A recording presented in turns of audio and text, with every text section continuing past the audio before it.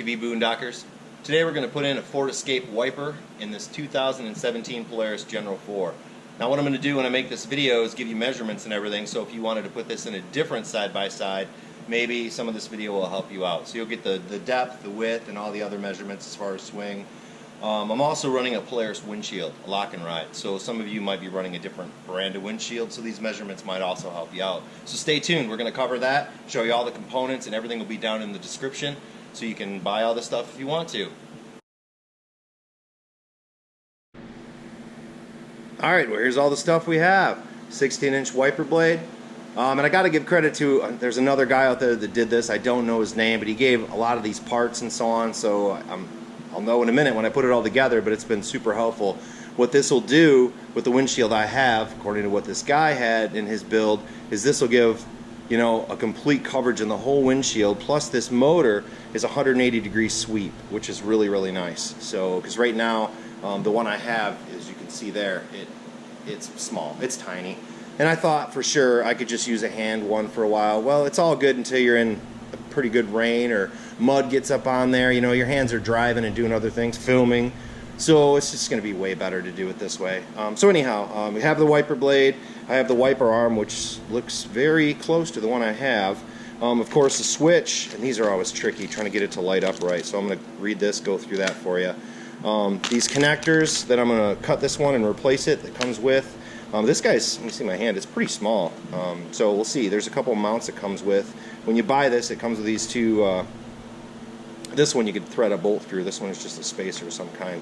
And then this part number here, this is the actual cover. I only wanted this one, you know, this is the inside one, but this goes on the other side. I don't think I'm going to use it, but anyway, if you buy this kit, you get them both. So if you go to a dealership, which I thought about doing, just ask for the one seal. Oddly enough, it's called a seal, not a cover.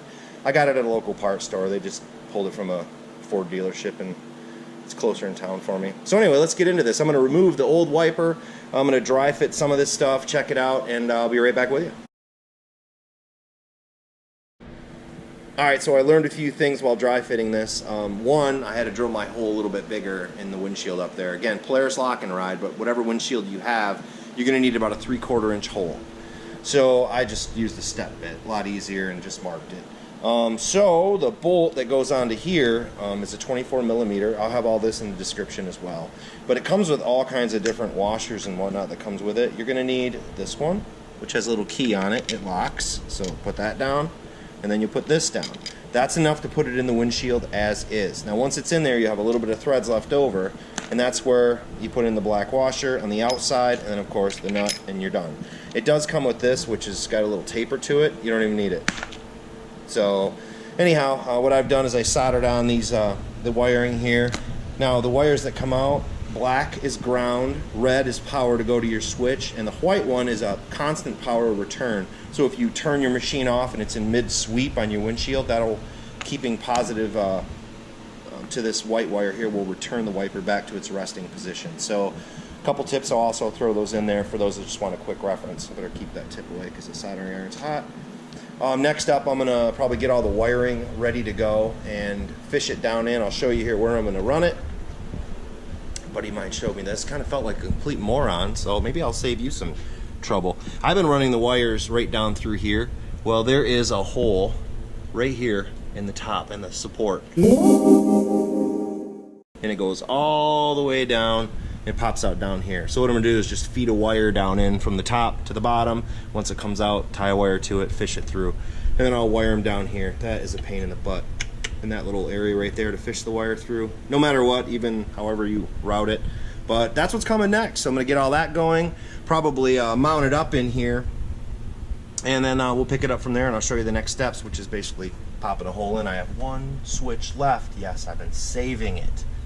And then we'll wire it up, see it work, and pretty pumped. See you in a minute. Alright, I'll show you a little tip on wiring this stuff through. So what I did is, through the bottom, I'm sure you can probably see that wire inside of there. I ran a thin wire from the bottom, from under the dash. So that way it would go up, all the way up here, and then just grab a pair of needle nose, pull it through. Set your wires on, and overlap the wire right here, just a little bit.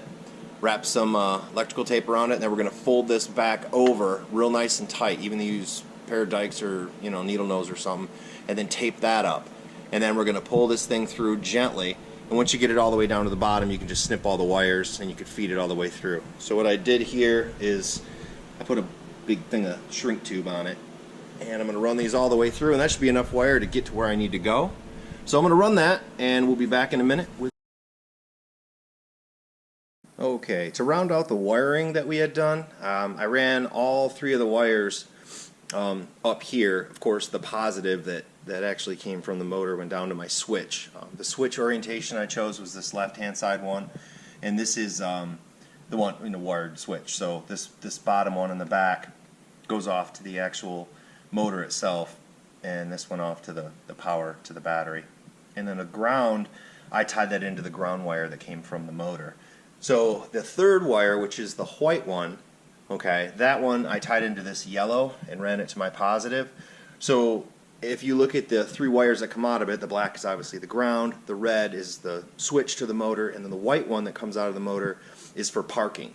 So let's say you're in mid-sweep and you turn the machine off. Well, if you keep that connected to power, it'll return the wiper back to its park position. That one, the white wire, which I mounted to a yellow one because I didn't have a long white one, that has to go to the positive, just to let you know. And then I ran it into this little setup I have here, fused it, so everything's good to go.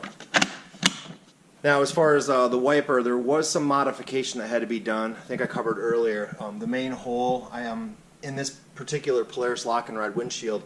That one I had to punch it out to about 3/4. Now, in the back side of the windshield, there are 2 pre-started holes for something, probably the Polaris wiper. I just popped one of them right here, and it was, yeah, that was a 1/4-inch drill. Fit that pretty nicely. So I had to make a bracket, which I'm going to show you here in a minute for this. The last custom mod I had to do was the washer that mounts on here. I'll show you that in a minute. I had to shave that off to get everything to mount. Very last thing that I realized is the wiper blade itself. Yes, you got to do custom stuff. The wiper blade is too long. It actually hits in the middle here if you have this Polaris lock and ride windshield. So I'm going to have to shorten that, and I'm going to show you kind of how I got that apart here in a second. So let's go over and do that. We're back here, and I wanted to show you a little bit about how I'm going to mount this and what I had to do. So first, what comes with this is, to mount this, is this flat washer here, which is keyed. So you're going to want that. This one is also keyed. You can see right in the back side there. And this is all you're going to need to mount it to the back side of the windshield. I'm actually going to go with both sides of this. I think it's going to be nice and clean. I did a dry fit. It looks pretty sweet. So that way the other side's the prettier cover, because this is smashed against the back of the windshield. So if you tighten this thing down, it does want to move a little bit. So the bracket right here is what I had to make. It's just a piece of steel. It's not the kind you could bend with your fingers. I don't know what gauge it is, but you don't want something too flimsy. Like those, the little straps that hold radios on. I wouldn't use that. Use something a little thicker. And then I just ground off the edges, popped a couple holes. This one is a 1/4 inch. This will go into the windshield, and this one right here is 5/16. That'll go into this hole. So basically, it's going to sit right about like that. Well, underneath here actually. The cover's covering it, but it's going to sit about like this. And this one right here will go on the windshield. They give you this to fit inside of here, but I'm going to have to grind off that little nipple thing, so because it's going to interfere. Another mod we have to do. Once it's in the windshield, if you don't have one of these from Harbor Freight, I don't know if you have those in your area, a bunch of O-rings, I'm going to put one on after I pop it through the windshield just to add a little bit of a seal in there. And then after that, the washer, this is one I mentioned, I had to just grind off the top a little bit, and I painted it. Just because of the way it fits in the windshield. So that'll go here, and then of course the nut, and I painted that too. So the parts that you don't need if you want to do this kit, at least with how I mounted it, is this here. This is tapered, probably to fit the Ford Escape. And then this piece goes inside of here, but we're not using that mount, at least for what I'm doing. So you won't need that as well. But the rest of the stuff I'm definitely going to use. Last up is the wiper. Once it's mounted, it's going to hit the centerpiece of the lock and ride windshield right there. So what I had to do is, when you flip this over at the end, there's 2 little tabs in there you had to peel up. Here's the cap that's off. So you basically pull that off, And then what I'm going to do is measure it, figure out where it needs to be cut, lop it off, and I'm going to leave a little bit in the end with that little notch so this cover will flip back on. And then of course the blade itself slides out. I'll trim that down. So that's going to be another little custom piece just for this particular windshield. So right now I'm going to go ahead and mount up the motor, get the arm on and get it all set and ready to go, and then I'm going to start measuring to get this thing cut, and then I'll show you the final product and what I had to do to get this thing to cut. One little tidbit when you're cutting this wiper, if you choose to do this, and I'll let you know, I think I'm going to look into a different wiper that'll fit. It's very difficult to find a wiper that has that hook fitting you need in the size we want. This is probably why this guy chose to cut this one down. But if you do, the very end tip piece, there's a couple little tabs. Just pull those little tabs. You'll see them inside there. Yank them up with a little tool like this or something, and then that thing will pull off. This is sort of one of the things that holds it on with these little angle pieces. So what I did is I went up and measured it by my hand basically and put my thumb on it, marked it, and cut it with a razor. The top half of the wiper is just this rubbery stuff. Super easy. Underneath is this harder plastic, right? And it clips right on there. I don't know if you could see in there really good. So what I did is first I cut it right at that point. And then I went and measured this. It's just a little more than 3/4 inch. So then I cut back just the top half about 3/4 of an inch. I used my grinder, put in these angles, and then a Dremel to do this notch. I just held this piece over the other and made sure the notch was the same size, cleaned it up, you know, because this has got a coating on it. So once it was nice and smooth, the other end popped right on, and we were good to go. So I wanted to throw that in there really easy. One other thing, the blade itself, this pulls all the way out, and you want to obviously cut that too. But note that this will extend out into the little cover as well, and it needs this little notch on it, which I did the same thing. So there you go. Hopefully that'll help you out if you want to slice up one of these blades. So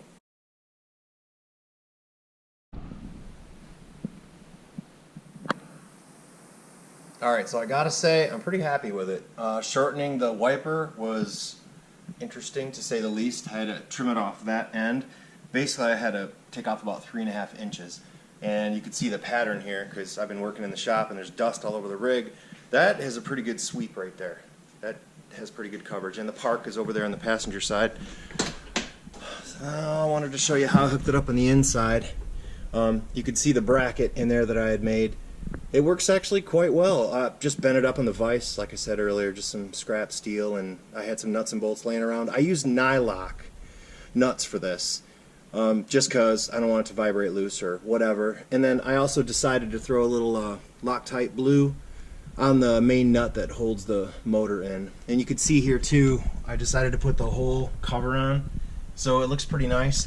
My Polaris rearview mirror looks pretty nice. It's in a good spot.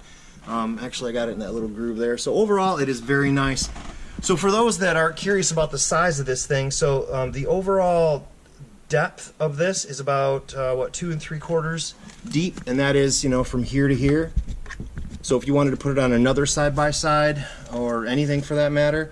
Now the total width is about 9.5 inches from this edge all the way over to the far edge. And then it is about 5 inches tall from this point down here to up top. And then if you wanted to go from the long side to the center of the actual shaft, which would be this side to right about where the shaft is, it is about 6.5 inches. So that's what you got to work with. So hopefully that'll give you some good information. I hope this video was helpful. Please like and subscribe if it was. I'll continue to make more. But before we go, we got to turn it on at least. So let's fire it up.